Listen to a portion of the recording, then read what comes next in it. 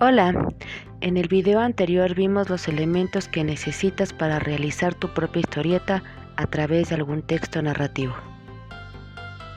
Así es, ahora te mostramos cómo identificar esos elementos en tu texto narrativo para hacer la conversión sin perder el sentido de tu texto.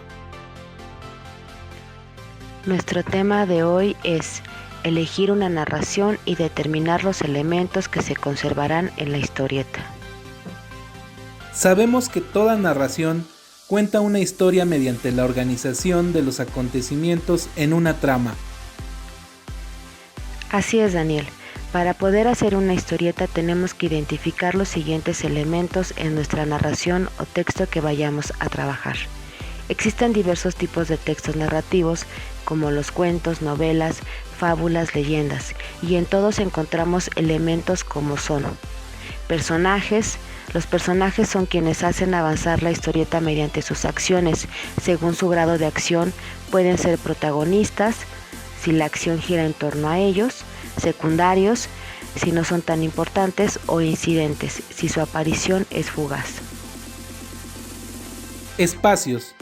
Toda historia se desarrolla en un lugar físico o espacio, en el cual se asocia a determinada situación social, cultural o afectiva. Ambientes.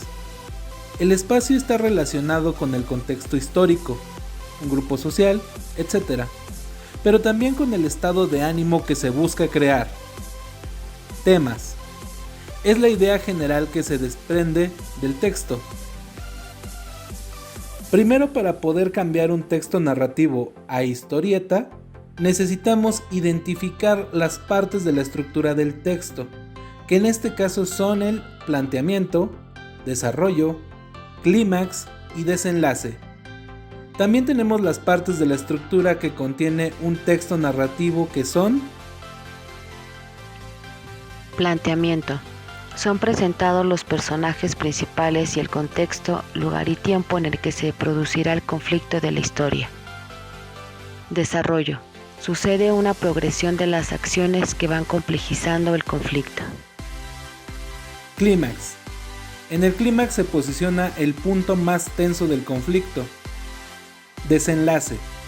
Es la parte donde finaliza la narración. Es el momento donde el personaje consigue su objetivo, se resuelven o terminan los conflictos, aunque a veces esta conclusión puede quedar abierta, es decir, no queda claro cómo termina. En estos casos, las personas pueden hacer su propia interpretación.